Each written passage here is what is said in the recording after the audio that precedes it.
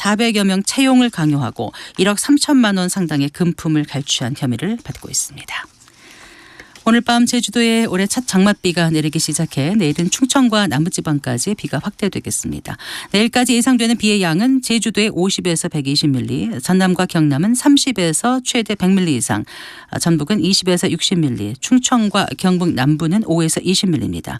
오늘 그 밖의 지역은 구름이 많이 낀 가운데 중부 내륙과 전북 내륙 지역에는 늦은 오후부터 저녁 사이에 소나기가 오는 곳이 있겠습니다. 서울지방 현재 기온은 29.1도입니다. 성기영이었습니다. KBS 1라디오 정오 뉴스를 마칩니다. KBS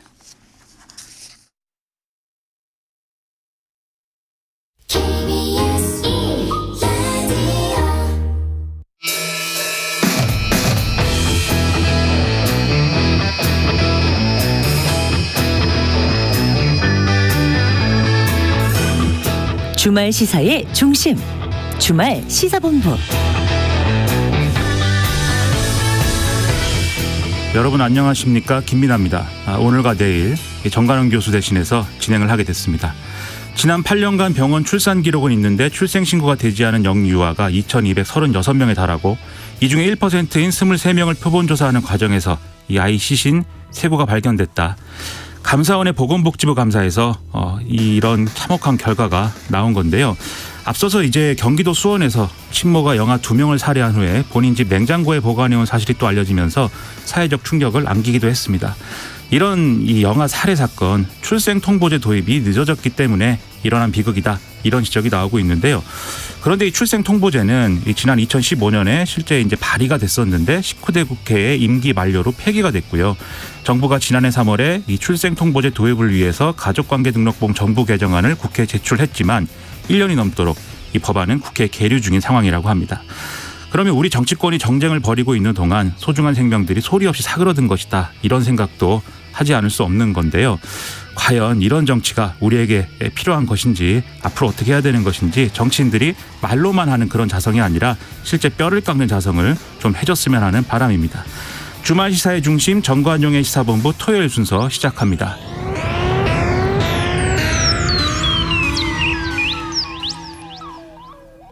먼저 도로공사 연결해서 이 시각 고속도로 상황 알아보겠습니다. 조혜진 씨.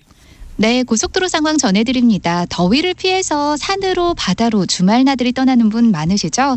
네, 그런데 오늘 밤부터 올해 첫 장마가 시작된다고 하니까요. 빗길 대비 잘하고 출발하시기 바랍니다.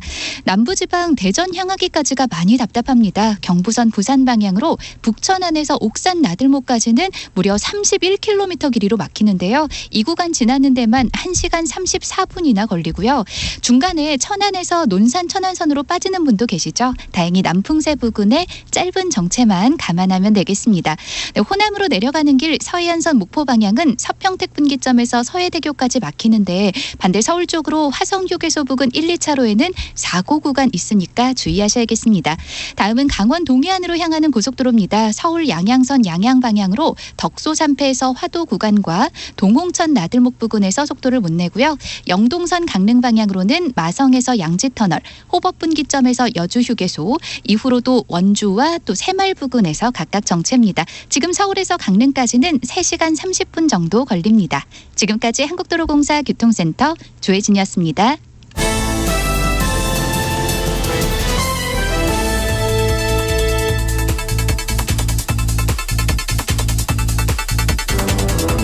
주간 뉴스 브리핑.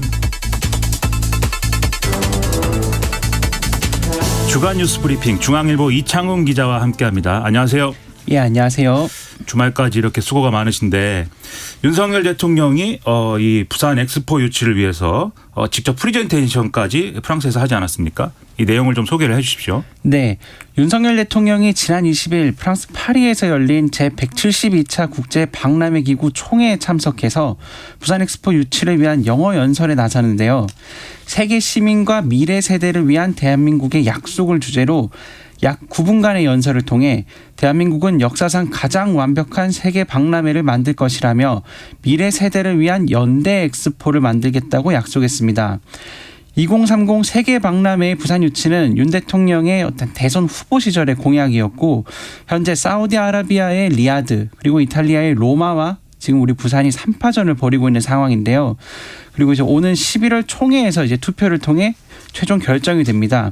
그래서 이번 4차 PT에서 윤 대통령이 가수 싸이, 그리고 건축가 진양교 씨, 그리고 스타트업 CEO인 이수인 씨에 이어 직접 등장해 지지를 촉구하고 나섰습니다. 그러니까 우리 대통령이 직접 영어 연설까지 한 거는 우리로서는 비장의 무기를 꺼낸 거 아니겠습니까? 근데 사우디아라비아가 아무래도 이제 선행주자고 또 오일머니 뭐 이런 것도 있어서 이게 아무래도 뭐 역전이 좀 필요하지 않나 이렇게 얘기를 많이 하는데 역전 가능할까요? 예, 사실 좀 쉽지 않은 뭐 상황이라고 정부도 좀 판단을 하고 있는데요. 정부는 현재까지 사우디를 이제 공개 지지한 나라가 이제 179개의 가입국 중에 한 70여 개 정도로 파악하고 있는데요. 그래서 정부는 이 역전승을 노리고 있습니다. 2차 투표에서 사우디의 리야드와 부산의 1대1 구도를 만들어서 판을 뒤집겠다는 것인데요. 1차 투표에서 사우디를 지지하더라도 2차에서 한국을 지지해달라고 적극적으로 호소를 하고 있습니다. 그래서 이제 투표 규정을 보면 3개 도시 이상이 경쟁할 경우에는 회원국 중 3분의 2 이상 표를 얻어야 최종 선정이 되는데 만약 1차 투표에서 3분의 2 이상 득표한 국가가 없으면 상위 2개국끼리 결선 투표를 진행해 가장 많은 득표를 한 나라가 유치를 하는데 또 투표가 모두 무기명으로 이루어집니다. 그래서 최근에는 사우디를 공개 지지했던 프랑스가 사우디를 지지한다고 밝힌 것은 국제기구에서 흔히 볼 수 있듯 첫 번째 라운드에만 유효하다라며 2차 투표에서는 바뀔 수 있다는 점을 시사하기도 했는데요.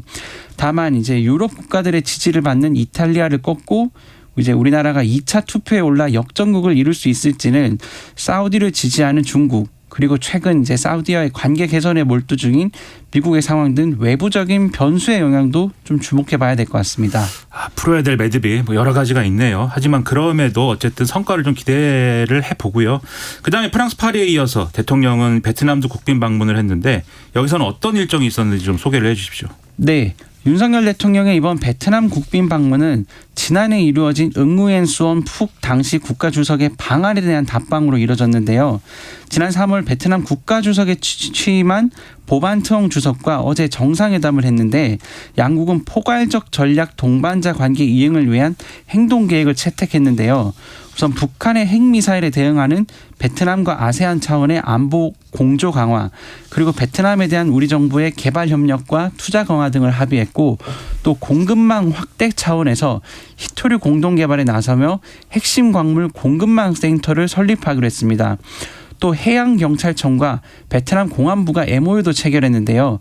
우리 해경의 퇴역 함정을 이제 베트남에 인도하고 국제범죄정보 교류와 수색도 협조하는 것의 내용도 담겼는데 이는 중국 견제라는 양국의 이해관계도 이번 양국 간 행동계획에 반영된 것으로 풀이됩니다. 그리고 어제 오후에는 한국과 베트남의 정재계 인사 600여 명이 참석한 한국 베트남 비즈니스 포럼이 열렸는데 이번 국빈 방문을 계기로 양국이 맺은 111건의 MOU 체결식도 함께 진행됐습니다. 그래서 IT, 자동차, 조선, 철도뿐만 아니라 방산과 플랫폼, 전력 인프라 등을 두고 다양한 기업들 간의 교류 협력이 이어졌습니다. 그러니까 베트남이 상당히 이제 중요한 국가가 된 것 같아요. 이제 외교 안보적인 부분도 그렇고 결국 베트남에 대해서는 미국도 상당히 중요한 어떤 이해관계를 가지고 접근하는 것 같고 경제적으로도 사실 우리가 미중 간의 갈등 이런 상황에서 돌파구가 있어야 되는 거니까 이런 다른 나라들에 대한 어떤 그런 모색도 해봐야 되는 상황이어서 이것도 이제 좀 여러 가지 성과로 이어질 수 있기를 기대를 해봅니다. 그다음에 지금 또 시끌시끌한 뉴스가 한상혁 전 방송통신위원장이 이 면직 처분에서 불복해서 이 집행정지 신청을 냈는데 기각이 되지 않았습니까? 이건 또 어떤 내용입니까? 네. 서울중앙지법은 어제 이제 윤석열 대통령이 제가한 한 전 위원장에 대한 면직 처분이 유효하다고 판단하며 한 전 위원장이 면직 처분 집행 신청을 낸 것을 기각했는데요. 먼저 대통령실이 지난달 30일 방송통신위원장으로서 지휘감독 책임과 의무를 위배해 3명이 구속 기소되는 초유의 사태를 발생시켰다고 하면서 한 전 위원장의 면직 처분을 제가했다고 이제 밝혔는데요. 한 전 위원장은 이에 불복하며 집행정지 신청을 냈지만 법원은 TV조선 재승인 관련 심사에 대해서 점수 변경에 관한 혐의로 기소된 그 내용과 관련해서 중립성과 공정성을 수호할 중대한 책무를 맡은 방통위원장으로서 그 직무를 방임하고 소속 직원에 대한 지휘감독 의무를 방기했다고 평가할 수 있다라며 면직 사유가 소명됐다고 판단했는데요. 그러자 한 전 위원장은 소속 공무원들에 대한 지휘감독 소홀을 중요한 면직 처분 사유로 삼아 면직하고 이를 인정한 것은 납득할 수 없다라며 즉각 항고하겠다는 입장을 밝혔습니다. 일단은 방송통신위원장이 어떤 그 직 관련의 리스크가 좀 해소되면서 신임 방통위원장 지명도 속도를 낼 것으로 보이는데요. 대통령실은 전날 법원의 판단에 대해 방통위가 조속히 언론 자유와 보도의 중립성, 공정성을 수호할 수 있도록 정부는 최선을 다할 것이라고 밝혔는데요. 이는 이제 윤석열 대통령이 오늘 베트남 순방 일정을 마치고 돌아오는 만큼 차기 방통위원장으로 사실상 내정된 것으로 알려진 이동관 대통령실 대외협력 특보를 포함해 일부 장관급과 차관급 인선도 이제 조만간 이루어질 것이라는 전망도 나오게 됩니다. 결국 이제 한상혁 전 위원장과 관련돼서는 또 지금 즉시항고한다고 하지만 결론이 바뀔 거라고 보는 시각은 또 많지 않은 것 아니냐라는 언론의 시각도 있고, 그런데 이제 본안 소송에서는 또 반드시 또 집행정지 신청 결과는 다른 결론이 또 나올 수도 있는 것이기 때문에 그것도 지켜봐야 된다 이런 얘기도 있는데, 그러한 법적인 과정과 관계없이 결국 이제 이동관 특보의 방통위원장 임명 여부를 놓고 또 여의도는 굉장히 또 전쟁 모드로 또 갈 것 같죠. 그래서 그런 것들을 앞으로 또 잘 지켜볼 필요가 있겠습니다. 그다음에 또 여의도의 또 뜨거운 이 어떤 이슈 중에 하나가 이 수능 문제 아니겠습니까? 윤석열 대통령 지시 이후에 여러 가지 얘기가 나오고 있는데 교육계도 상당히 지금 어수선한 분위기가 된 것 같아요. 예, 우선 교육부가 지난 20일 공교육 경쟁력 제고 방안을 먼저 발표했는데요. 지난 정부부터 좀 논란이 됐던 자사고 외고에 대해서는 존치 않은 것을 가고 또 2025년에 전면 도입을 하겠다는 고교 학점제 제도도 그대로 이제 유지를 합니다. 그리고 초등학교 3학년과 중학교 1학년 전체 학생이 참여하도록 하는 그 학업 성취도 평가 실시 등이 주요 골자였는데요. 교육부는 또 이제 오는 26일 사교육 대책도 발표할 예정입니다. 이 같은 대책은 이제 윤석열 대통령이 이제 그 수능에서 변별력을 가리기 위해 내는 킬러 문항이 과도한 사교육을 조장하고 또 이것이 그 사교육 시장에서 이권 카르텔을 공고히 한다는 지적 이후에 이제 급하게 나온 대책으로 보이는데요. 당정도 킬러 문항은 핀셋 제거하기로 의견을 모았다고 합니다. 그래서 이 때문에 오는 9월의 모의평가와 11월 수능은 작년 수능 그리고 지난 6월의 모의평가보다는 좀 난이도가 좀 낮아질 것이라고 예측도 되는데요. 교육부는 또 이와 별개로 공정거래위원회 또 경찰청 등과 함께 사교육 카르텔 부조리 범정부 대응 협의회도 개최하면서 이제 사교육 부조리 의심 사례 단속에 나섰는데, 실제 그 일부 그 수능 출제 경험이 있는 일부 전문가들이 대형 학원에서 해당 경력을 내세워서 킬러 문항과 유사한 모의고사 문제를 만들고, 이를 통해서 강남 대치동의 사교육 업체들이 킬러 문항 대비 모의고사로 폭리를 취했다는 언론 지적도 제기되는 상황입니다. 수능, 입시 이런 걸 두고는 항상 논란이 있고 왔다 갔다 하는데, 이번에 좀 이례적으로 보이는 거는 이게 실제로 인사 문제까지 좀 이어진 것 같아요. 예, 그렇습니다. 최근 교육부 대입 담당 국장이 이제 경질된 데 이어서 이규민 한국교육과정평가원 원장도 지난 19일 자리에서 스스로 물러났는데요. 수능 출제를 담당하는 평가원 원장이 통상 수능 출제 이후에 어떤 문제가 발생한 이후에가 아니라 수능 전에 물러난 경우는 좀 매우 이례적인 경우인데요. 평가원장의 중도 사태로 어떤 수능 출제 기조에 대한 학부모와 수험생들의 혼란이 좀 커질 것이라는 우려도 나오고 있습니다. 그리고 국무총리실은 윤석열 대통령의 교과과정 밖 수능 출제 배제 지시를 계기로 평가원 복무감사에 착수했는데요. 또 이 감사를 교육부까지 확대해서 진행한다는 방침입니다.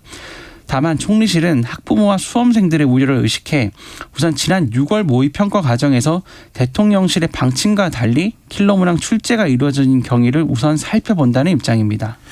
이 국회 소식을 좀 보면은 더불어민주당 이재명 대표가 불체포 특권 포기하겠다 이렇게 밝힌 것도 여러 가지 얘기 나오고 있습니다. 예, 이재명 대표는 지난 19일 국회에서 열린 교섭단체 대표연설 말미에서 저에 대한 정치 수사에 대해 불체포 권리를 포기하겠다며 이제 선언을 했는데요. 그러면서 구속영장을 청구하면 제발로 출석해 영장 실질 심사를 받고 검찰의 무도함을 밝히겠다고 했습니다. 이는 사전에 배포된 연설문 원고에 없던 내용으로 연이은 체포동의안 부결에 따른 방탄 논란과 자신을 둘러싼 도덕성 리스크를 돌파하고자 하는 승부수로 보이는데요. 반면 국민의힘과 법무부는 이 대표의 좀 진정성을 의심하고 나섰는데 한동훈 법무부 장관은 대한민국의 다른 국민들과 똑같이 형사사법 시스템 내에서 자기 방어를 하시면 되는 문제라며 다만 어떻게 실천할지는 잘 모르겠다고 했습니다. 국민의힘 김기현 대표도 지금까지 불체포 특권을 남용했던 민주당 사람들을 다 지금 체포동의안을 국회에서 다시 처리하지 않겠냐고 반문했습니다. 이게 뭐 이 논란으로 끝나는 게 아니라 계속 이어질 것 같은 게 국민의힘은 불체포 특권 포기 서명을 뭐 하자 이러고 있고 민주당 혁신위도 불체포 특권을 포기하자 우리가 뭐 이런 취지의 얘기를 하고 있는데 이번에 정말 이 불체포 특권 내려놓는 데까지 가겠습니까? 예, 뭐 항상 이제 선거를 앞두고 좀 반복된 주장이기도 한데요. 국민의힘 김기현 대표는 이 대표의 불체포 특권 포기 바로 다음 날에 국회의원들에게 불체포 특권 포기 서약 동참을 제안했는데요. 여당에서는 어제까지 101명이 서약에 동참했다고 합니다. 또 민주당 혁신위도 어제 민주당 전원이 불체포 특권을 포기하는 서약서를 제출하고 향후 체포안 가결을 당론 채택할 것을 당에 요구한다고 하면서 맞불을 놓았는데요. 혁신위 윤영중 대변인은 불체포 특권은 의원에게 보장된 헌법적 권리이나 민주당이 선제적으로 내려놓고 체포와 구속 심사에 대한 사법부의 판단을 신뢰하되 문제가 발생하면 당내 조사를 통해 법률을 지원하는 방식으로 절차를 만들어야 한다는 것을 분명히 하고자 한다고 설명했습니다. 다만 이 불체포 특권이 헌법적 권한으로 이를 강제할 수 없다는 의원들 사이의 반발도 적지 않아서 뭐 실제 당론으로 채택되고 뭐 법 개정까지 있을지는 좀 향후 더 살펴봐야 될 것 같습니다. 자, 알겠습니다. 지금 불법 정치자금 의혹과 사생활 논란에 휩싸인 황보승희 의원은 국민의힘 탈당했다고요?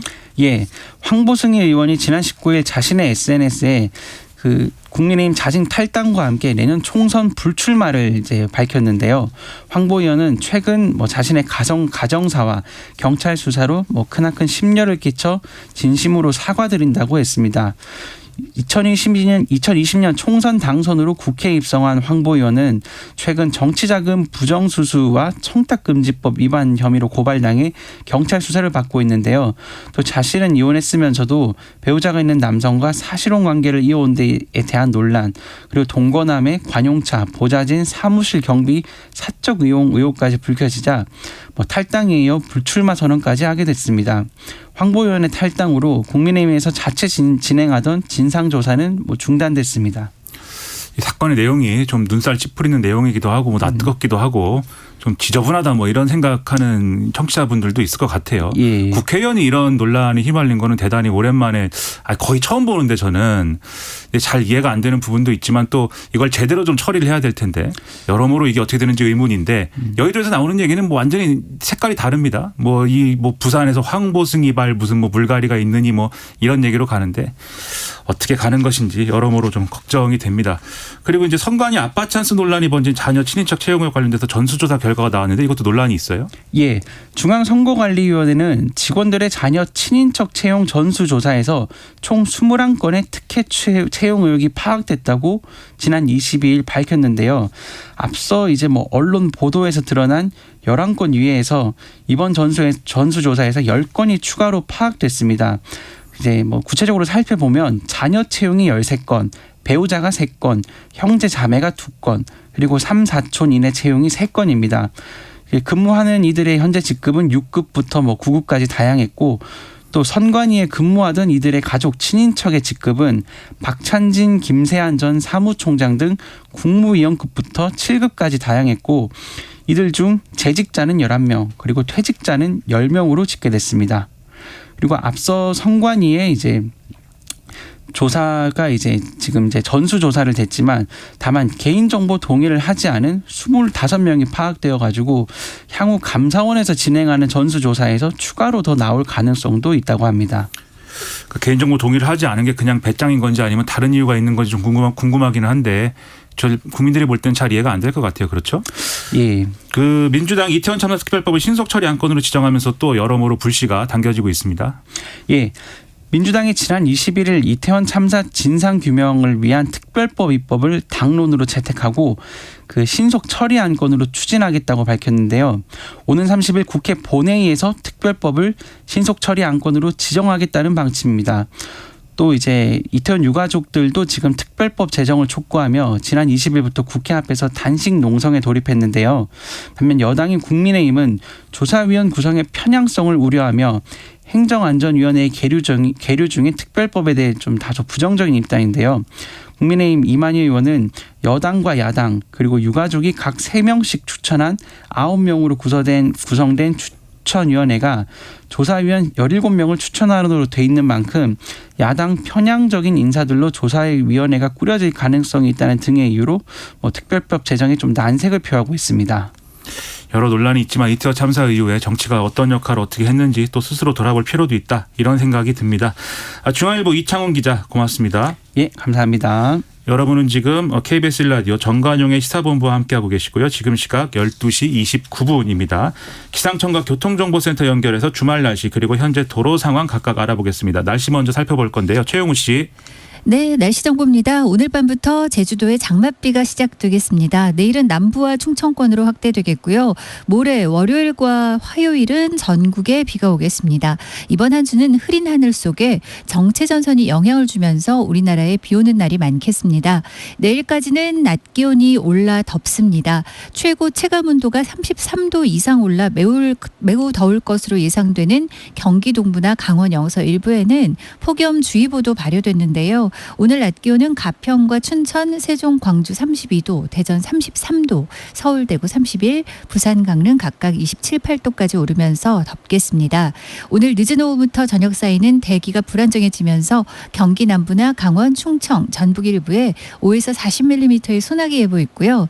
올해 장맛비 오늘 밤 제주에 먼저 시작이 돼 내일 새벽 전남 남해안, 내일 오후 그 밖에 남부, 내일 밤 충청권으로 확대되겠고요. 월요일과 화요일은 전국에 비가 오겠습니다. 우선 내일까지 예상 강우량이 나와 있는데요. 제주가 50에서 120, 산지로는 최고 150mm 이상 많은 비 예보 있고요. 전남, 경남 30에서 80, 남해안은 최고 100mm 이상, 전북이 20에서 60, 충청과 경북도 5에서 20mm의 비 예보가 있습니다. 오늘 미세먼지 농도 대부분 무난한데 인천은 일시 나쁨이 예상되고요. 오전 농도는 오후에 대부분 오르겠습니다. 현재 서울 기온은 29도입니다. 날씨 정보 전해드렸습니다. 계속해서 이 시각 교통 상황은 KBS 교통정보센터의 정현정 씨가 정리해드립니다. 네, 주말인 오늘 나들이 떠나시는 분들 많으실 텐데요. 먼저 경부고속도로 서울 방향으로 옥산 분기점에서 청주 휴게소까지는 3km가량 정체고요. 기흥 동탄에서 기흥 부근까지 밀리고 있습니다. 판교 부근에서는 고장난 버스가 서 있고요. 달래내에서 반포까지 10km 넘는 정체 보입니다. 반대 부산 쪽으로는 반포에서 서초까지 막히고요. 오산 부근에서 남사까지도 어렵습니다. 안성 분기점에서 안성 휴게소까지 천천히 가다가 북천안 부근에서 옥산 분기점까지는 약 30km 가까이 막히고요. 남청주에서 주감휴게소까지 제속도 못 냅니다. 서해안고속도로 서울 방향은 화성휴게소 1차로와 2차로에서는 승용차 관련 사고 있어서 처리하고 있고요. 바란 나들목에서부터 3km 구간 천천히 갑니다. 서울 양양고속도로 상황입니다. 양양 쪽인데요. 덕소산패에서 화도까지 밀리고 있고요. 설악 부근 3차로에서는 승용차가 고장나 있습니다. 이 영향으로 인해서 서종 나들목에서부터 4km 구간 정체입니다. 조양에서 북방터널까지와 동홍천에서도 밀리고 있습니다. 안전운행하시기 바랍니다. KBS 교통정보센터에서 정현정입니다.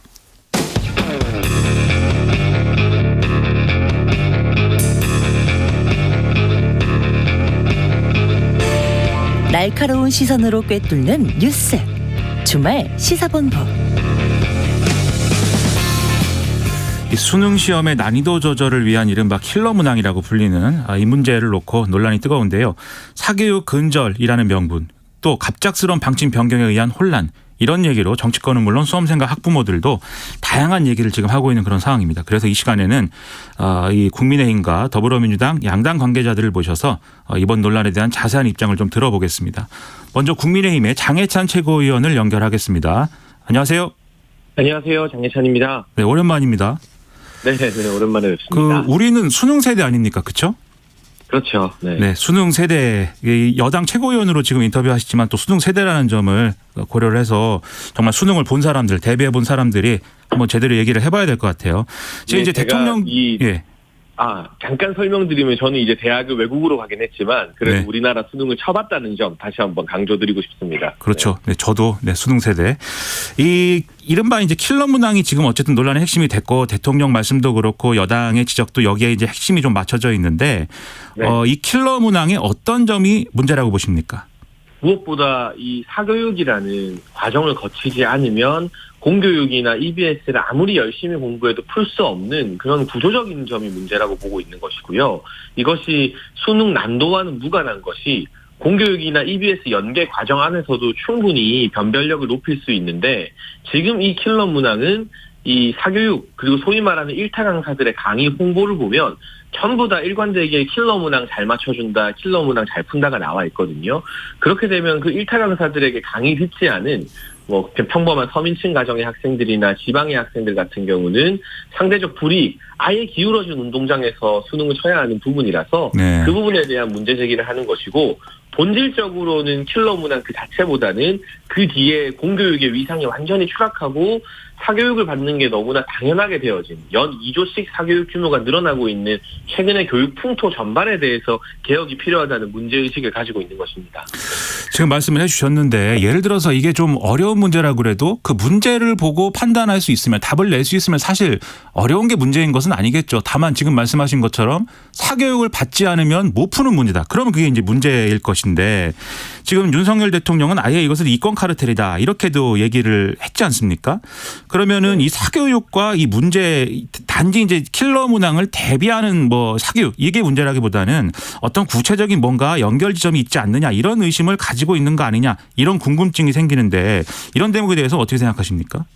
일단 단적으로 최근에 언론 보도들을 보면 수능 출제위원이나 검토위원으로 활동했던 분들이 그 이력을 내세워서 사교육기관의 부설연구소 센터장이 되거나 연구위원이 돼서 우리가 수능과 비슷하게 문제 만들어낼 수 있다. 뭐 킬러 문항이나 모의고사 적중할 수 있다. 이런 식으로 문제를 비싸게 만들어 팔더라고요.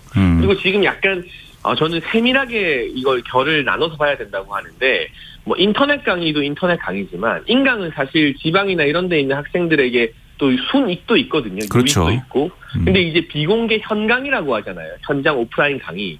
이런 곳에서 고액의 어떤 수강료를 내는 학생들에게만 수능 출제위원이나 이 검토위원 출신들이 만든 문제집을 나눠주고 문제를 풀게 해주는 것 자체가 뭔가 이른바 나쁜 형태의 전관 예우처럼 사교육의 이권 카르텔로 작용하고 있는 것이 아닌가 들여다볼 필요가 있다고 생각합니다.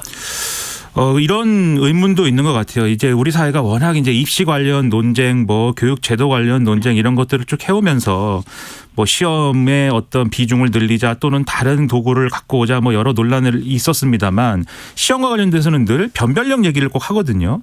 결국 이 킬러 문항이 변질이 돼가지고 이렇게 된 것도 이 변별력을 좀 강화하겠다라는 취지에서 뭐가 잘못되면서 이렇게 된 건데 킬러 문항 없이도 변별력을 강화할 수 있다. 이게 지금 교육부 계획인 것 같아요.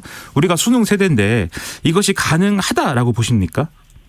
근데 사실 뭐 지금 요즘 들어서 이 킬러 문항의 등장 이후로 수능의 난이도가 많이 올라갔다는 평가를 받지만 저희가 수능 칠 때 뭐 십몇 년 전 이럴 때 그때 킬러 문항이 없었다고 해서 수능의 변별력이 확보되지 않았다? 좀 그 동의가 좀 힘든 부분이거든요. 사실 그렇죠. 네, 늘 불수능, 물수능은 있었지 않습니까?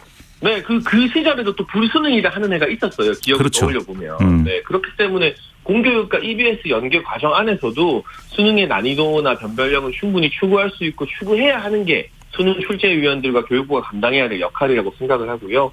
자세한 안에 대해서는 오늘 26일에 교육부 장관이 직접 국민들께 설명하는 기회를 가진다고 하니까 한번 지켜보면 좋을 것 같고 다만 저는 한 가지 좀 근본적인 통계를 말씀드립니다. 지금 사교육 시장 규모가 연 26조 원이고 지난 정부에서 1년에 2조씩 급격히 팽창을 했습니다. 또 주말에 강남의 현강 오프라인 강의 들으러 지방에서 올라오는 고등학생이 매주 15,000명이래요. 이건 비정상적인 나라입니다.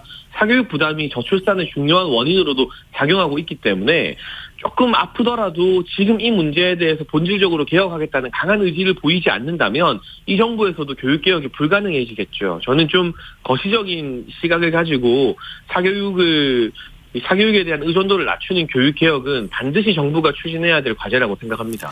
이 사교육 비용을 줄이자라는 거에 대해서는 누구도 이것은 그럴 필요가 없다 이렇게 얘기하는 사람은 없을 거예요. 누구도 모든 사람이 사교육 비용 줄이고 싶을 건데, 근데 일부 언론의 지적이나 이런 걸 보면은 이런 지적도 있습니다. 그러니까 지금 이제 교육부에서 내놓은 공교육 강화 방안, 경쟁력 확보 방안 이런 것들을 보면 자사고나 외고 이런 것들은 이제 존치를 한다는 것이고, 근데 이제 뭐 예를 들면 네이버 검색 뭐 이런 거 해보면 자사고 이름 뜨고 입시 이렇게 검색하면은 또 그 입시를 준비하는 사교육 이런 게 막 뜨고, 그런 상황임을 고려해 본다면 이게 사교육 풍선 효과 또는 또 다른 분야의 어떤 사교육은 또 늘린 그러한 정책이 같이 추진이 돼서 효과가 좀 반감되는 거 아니냐 이런 우려도 있거든요. 어떻게 생각하십니까? 근데 오히려 저는 공교육 안에서 좀 다양한 교육에 대한 수요를 충족시키는 방안들이 살아 있어야 된다고 생각을 합니다. 물론 말씀하신 우려점에 대해서는 교육당국이 잘 들여다보고 대응책을 세워야 되겠지만, 지금 사교육이든 입시든 우리 학부모와 학생들이 가장 민감하게 생각하는 건 대입 아니겠습니까? 그렇죠. 그런데 그 대입으로 가는 과정에서 공교육이 공부를 열심히 하고 싶고 또 잘하고 싶고 또 특성화된 교육을 받고 싶은 학생들에게 무엇도 충족시켜주지 못하기 때문에, 특히 이제 뭐 전인교육이라는 명목으로 학교의 학습 능력 자체가 많이 떨어졌기 때문에 사교육 시장이 팽창한 측면이 있거든요. 그래서 그 외고든 자사고든 뭔가 공교육 안에서 학생들의 수요를 해결해 줄 수 있는 다양한 어떤 교육 방안, 그리고 일반 인문계 고등학교 안에서도 그런 식으로 내가 학교에서 정말 공부 열심히 하고 싶어요, 잘하고 싶어요 하는 학생들의 학습권을 충족시켜 줄 수 있는 공급이 이루어지는 게 본질적으로는 입시와 관련된 사교육 이 수요를 조금 줄이는 길이라고 생각합니다. 알겠습니다. 일단 교육 수능 얘기는 여기까지 하고요. 교섭단체 대표연설을 국회에서 각 당 대표가 했는데 상대 당 물어보면은 답은 정해져 있는 것 같고, 그래서 자기 당에 대한 거 물어보겠습니다. 이 김기현 대표 연설이 좀 비난에만 초점이 맞춰져 있다. 또는 이제 일부에서는 용산의 출장소냐 이런 얘기도 나오고 여러 가지 논란이 있었습니다. 김기현 대표의 연설에 대해서는 어떻게 보셨습니까? 저는 이재명 대표 연설이든 김기현 대표 연설이든 상대당을 향한 것은 우리 국민들이 그냥 알아서 판단하실 거라 믿고요. 두 사람 중에 누가 더 많은 것을 포기하겠다고 했느냐, 이 부분을 좀 집중해달라는 말씀을 드리고 싶습니다. 이재명 대표는 불체포 특권 다 행사하고 난 뒤에 마지못해 포기한다 했지만 민주당 내부에서 그거는 이재명 대표 이야기지 우리는 아니다라고 막 반발이 나오고 있잖아요. 반면 김기현 대표 같은 경우는 불체포 특권뿐만이 아니라 의원 정수라는 의원들이 가장 민감하게 생각하는 국회의원 자릿수 축소, 그리고 무노동 무임금, 상임위나 본회의 출석하지 않으면 국회의원 세비 받지 않겠다, 이런 부분까지도 다 포기하겠다고 했고, 네. 사실상 당론으로 지금 추인이 되어가고 있거든요. 벌써 100명 넘는 의원들이 서약을 했기 때문에 김기현 대표뿐만 아니라 국민의힘이 상대당 비난 이런 건 다 지우고 국회의원들의 특권, 우리 국민들이 지적하는 정치인들의 과도한 특권을 조금 더 많이 내려놓고 포기하겠다고 약속했다. 이 부분을 좀 봐주십사 부탁드리고 싶습니다. 시간이 조금 없는데 제가 하나만 여쭙겠습니다. 김기현 대표 10% 의원 정수 줄인다고 했는데 좀 짧게 대답해 주셔야 되는데 가능할까요, 실제로? 근데 이거는 사실 최고위에서도 지속적으로 논의가 이루어져 있고, 김기현 대표뿐만이 아니라 이철규 사무총장 이런 분들이 강한 의지를 가지고 있기 때문에 국민의힘 차원에서는 이번 총선을 앞두고 강하게 밀어붙일 생각입니다. 알겠습니다. 여기까지 듣겠습니다. 고맙습니다. 감사합니다. 이 수능 논란에 대한 여야 양측 의견 듣고 있는데요. 이번에는 민주당 이경 상근 부대변인 연결하겠습니다. 안녕하세요. 네, 안녕하세요. 이경입니다. 수능 세대시죠, 역시? 네, 그렇습니다. 네, 수능 세대끼리 얘기하는 게 좋을 것 같아요. 수능을 안 본 사람들이 여러 가지 얘기를 하는데 네. 갑작스럽게 지금 이 수능 논란이 불거졌는데 어떻게 보고 계십니까? 우선은 저는 수능 세대이면서도요, 고등학교 2학년 자녀가 있는 학부모입니다. 저도 고등학생 자녀가, 네. 네네. 네, 우선은 이제 공교육을 정상화하고 강화하겠다, 이런 취지는 참으로 좋습니다. 근데 지금 대통령 발언을 했었던 시점이 수능 디데이 153일이었었거든요. 네. 지금 이제 140여일째 남았는데, 우선 고등학교 학교 분위기를 말씀드리면 고등학교 2학년 학생들은 설마 말이 돼? 이 정도고 고등학교 3학년 학부모도 모임도 했고 저희가 다 만났고 그 3학년 학생들은 멘붕 아예 패닉 상태입니다. 네. 그러니까 공교육 범위에서 벗어난 문제가 출제하지 않는 것이 정상입니다. 맞습니다. 근데 수능 문제에서 몇 문항이 좀 그렇게 과하게 어렵다라는 것도 인정합니다. 그러면 그것을 이렇게 대통령이 시끄럽게 지금 고3들 140여 남겨둔 고3들과 학부모도 그렇게 멘붕에 빠지게 하는 것이 맞느냐. 수능 전체 문항이요. 국어 영역 45문항, 수학 30문항, 뭐 한국사 사탐이 총 80문항, 뭐 제2국어 30문항 이래요. 그러니까 네. 230문항이잖아요. 여기에서 손에 꼽은 몇 문제가 그렇게 어려운 겁니다. 그럼 조용히 손 보면 되죠. 그렇죠. 근데 이제 지금 보면은 뭐 사교육을 잡겠다 말하면서 얘기를 해요. 근데 지금 보면 준킬러 문항이 무엇이냐라는 거에 대해서 정부가 얘기하지 못합니다. 오히려 뭐라고 했냐면 전문가 영역이기 때문에 비밀이다. 출제 기법 고도화 방법이 필요해서 비밀이다. 근데 지금 어떤지 아세요? 학원과 분위기가 부모들이 또 준킬러 문항이 뭐냐고 네. 학원과 설명회 학부모들과 학생들이 지금 몰리고 있어요. 그러니까 킬러 문항이 만약에 그러니까 이 변별력 때문에 있는 것인데 킬러 문항을 없애게 되면은 똑같은 네. 역할을 하는 킬러 문항은 아니지만 비슷한 준 킬러 문항들이 이제는 많이 등장할 것이다라는 예상을 해가지고 학원들에서 네, 그렇습니다. 이런 거 대비하자 이렇게 얘기를 하고 있고 거기 다 몰리고 있다 이런 거지 않습니까? 네, 그렇습니다. 근데 왜 그러냐. 예. 그러니까 지금 그러면 킬러 문항을 없으면 어떻게 할 것인가라는 거에 대해서 만약에 정부가 준비를 하고 이런 대통령 발언이 나왔으면 이렇게까지 힘들진 않았을 것 같은데요. 오히려 네. 학원가로 더 몰리고 있는 상황이다라는 말씀을 드리고요. 그리고 이런 얘기도 있어요. 만약에 그러면 킬러 문항이 다 사라지면 이 학생들의 변별력은 어떻게 할 것이냐. 만약에 학생들이요. 만점자가 많이 나오잖아요. 네. 하나만 틀려도 2등급, 3등급이 없어지고 갑자기 4등급으로 떨어질 수가 있어요.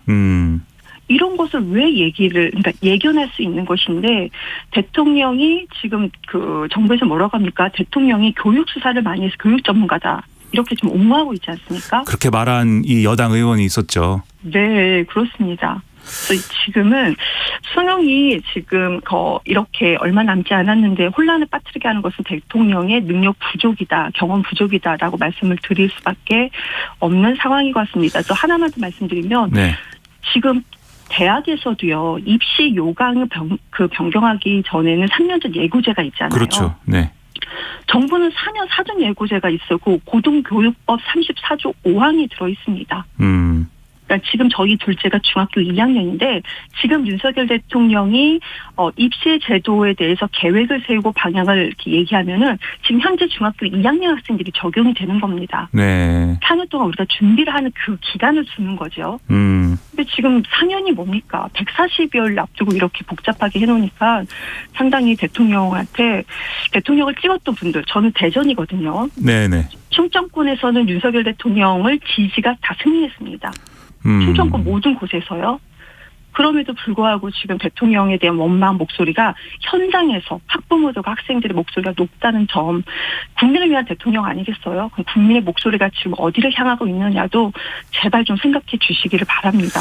확실히 좀 온도차가 있는 것 같아요. 저도 그렇고 뭐 예를 들면은 입시를 해봤거나 또는 이 수능과 관련돼서 그다음에 지금 입시를 준비해야 되는 학부모들 그리고 수험생들은 상당히 여기에 대해서 혼란을 느끼고 좀 여러모로 비판 여론이 높은데 이미 이제 입시가 다 끝났거나 뭐 이렇게 지금 굉장히 자신의 어떤 중요한 고민이 아닌 그러한 이제 어떤 유권자들의 경우에는 아니 뭐 이런 문제가 나오는 거는 참 문제 아니냐 그리고 사교육비 줄이는 건 또 필요한 거 아니냐 이런 생각도 가지고 있는 온도차가 있는 것 같은데 그럼 여기서 민주당의 입장에서는 우리는 이런 방식으로 좀 입시제도를 변화시켜야 된다고 생각한다. 이렇게 해야 사교육이 경감된다고 생각한다.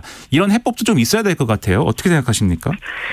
우선은 대선 공약으로 내놓은 건 있었는데, 네. 그러니까 킬러 문항을 배제하겠다라는 것이 당장 2024년도, 2023년도 입시에 반영하는 건 아니지 않습니까? 그렇죠. 우리가 공교육을 정상화하기 위해서는 그러니까 수능 뭐 이렇게 수능이 되게 쉽게 는다거나 사교육비를 경감을 어떻게 할 것인가. 그럼 공정한 입시 제도 같은 것을 모두 충족하기는 어렵습니다. 네. 그러면 충분한 시간을 갖고 검토하고 근본적인 방향으로 제대로 차근차근 잡아가야 됩니다. 이걸 정치권에서요. 근데 이런 과정이 지금 전혀 없었다는 거고요. 민주당이 이렇게 하겠다는 거였었고 과거에 말씀드리기에는. 네. 그리고 문재인 정부에서 자사고 특목고 2025년도 일괄 폐지한 것을 윤석열 정권에서 다시 한번 원점으로 돌려놨습니다.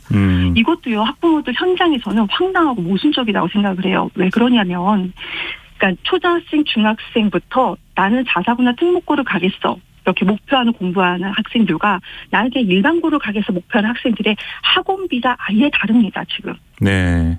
그러니까 이거 통계청 자료인데요. 중학생이 일반고를 목표했을 때는 월 40만 원, 이거 통계입니다. 훨씬 더 많이 나가지만 통계는 월 40만 원. 특목고나 자사고로 가고자 목표한다면 한다면 70만 원이고요. 초등학생도 차이가 납니다. 일반고를 진학을 목표로 한 학생들은 초등학교 때부터 월 30만 원 정도, 특목고 자사고 목표하는 학생들은 50만 원 정도 들어갑니다. 현장은 이것보다 더 많이 들어가는데, 이런 부분을 이렇게 사교육비가 더 많이 들어가는 부분에 대해서는 원점으로 다시 돌려놓고, 저는 또 문제 하나 드리고 싶은 것은 자사고가 전국에 34개가 2022년도 기준으로 있거든요. 네.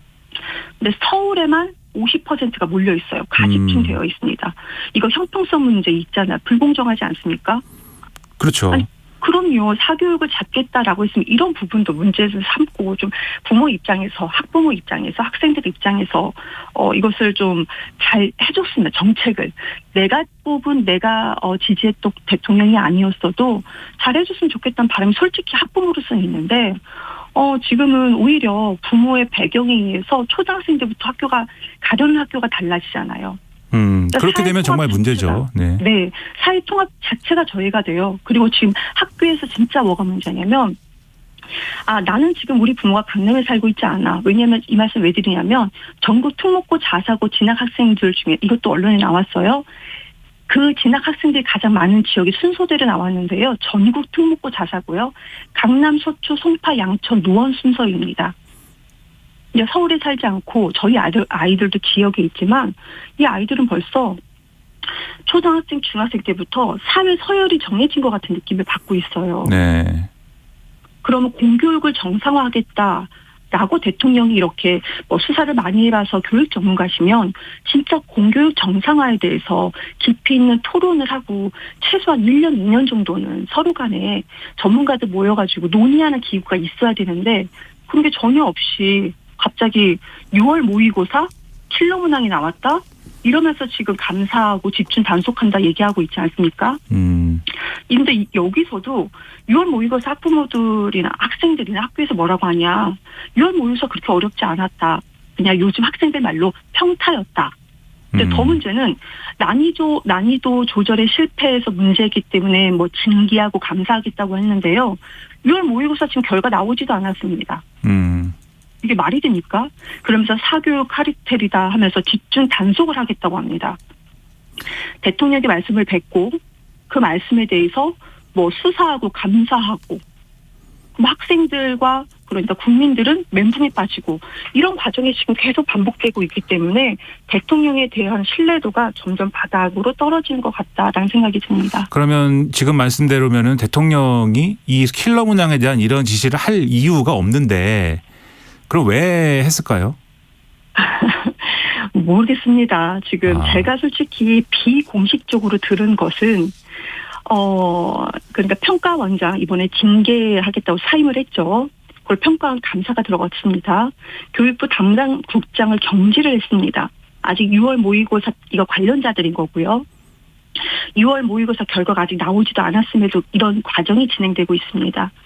근데 제가 이거에 대해서 국민의힘 측 패널들 분들한테 그러니까 방송 들어가기 전에 사적으로 들은 얘기는, 그들이 대통령의 말씀을 잘 듣지 않는 것 같아서 대통령이 이것을 바로잡기 위해서 그런 것은 아닌가라는 얘기는 들었습니다. 그러니까 그런 얘기를 제가 비유를 하자면 떡봉김에 제사 지내는 게 아니고 제사를 지내려고 떡을 마련했다 이런 의심을 갖고 있다, 그런 얘기죠.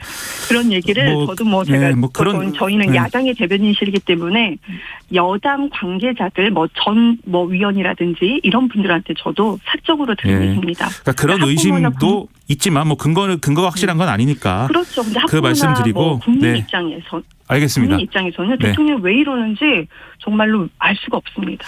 이 시간이 얼마 안 남았는데 이 질문을 네. 또 똑같이 드릴게요. 이 네. 교섭단체 대표연설 양당에서 했는데 앞에 장해찬 최고위원한테 국민의힘 대표연설 어떻게 들으시냐 물어봤거든요. 그러니까 이번에도 네. 더불어민주당 이재명 대표 연설에 불체포 특권 얘기 있는데 이게 과연 가능하겠느냐 이렇게 지금 언론이 많이 보도를 해요. 이후 상황 네. 어떻게 전망하십니까?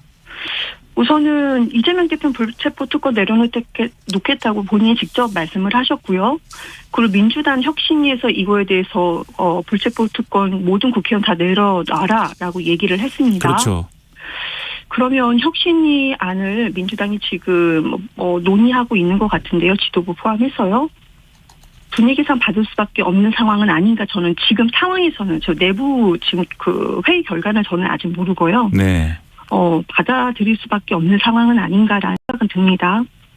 다만 지금 검사들의 수사, 경찰과 검사들의 수사 방향이 정말 맞느냐라는 것은 제가 야당인데 야당이어서 이런 말씀 드리는 게 아니고 국민 많은 분들이 좀 의문점을 가질 겁니다. 예를 들자면 김기현 대표 대기업 민원해결 대가로 뇌물소 쪼개기 후원 받았죠. 아들은 가상자산 중소기업 직원일 뿐이라고 설명했지만 먹튀 사건, 먹튀 사기 의혹, NFT 대표잖아요. 태용호 쪼개기 후원금, 김연아 전 의원 불법 정치자금 의혹, 황보승이 돈 받은 장부에서 김세현 전 의원, 원희룡 장관도 나왔습니다. 그리고 그 유명한 50억 원 클럽 수사 지금 어떻게 됩니까? 네, 이 시간이 없어가지고 제가 여기까지 만약에 듣고 수사가 정확히 제대로 이루어진다는 전제하에 불체포 특권 저는 필요하다고 봅니다. 특권 포기 필요하다고 봅니다. 알겠습니다. 네, 감사했고요. 감사합니다. 네, 감사합니다. 이금이었습니다. KBS 라디오 정관영의 시사본부 1부 여기서 줄이고요. 잠시 후 2부에서 다시 뵙겠습니다.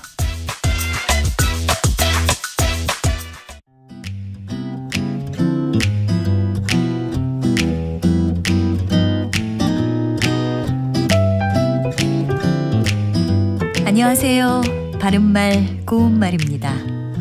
1년 중에서 식중독 환자가 제일 많이 발생하는 계절이